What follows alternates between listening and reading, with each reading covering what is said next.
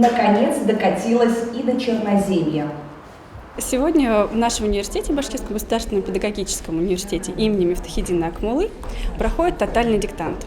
Тотальный диктант – это всероссийская акция, которая направлена на привлечение интереса к русскому языку. Мы являемся площадкой тотального диктанта уже с 2012 года.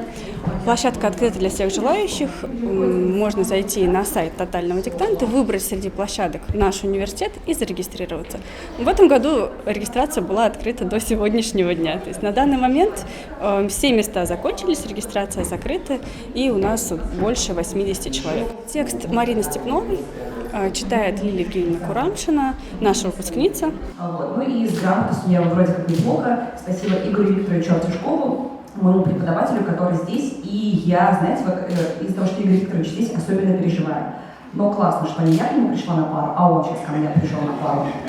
Поэтому я вас всех поздравляю.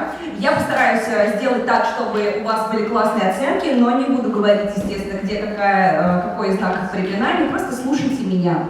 Буду делать так, как нас учили некогда в моем любимом педагогическом на филфаке.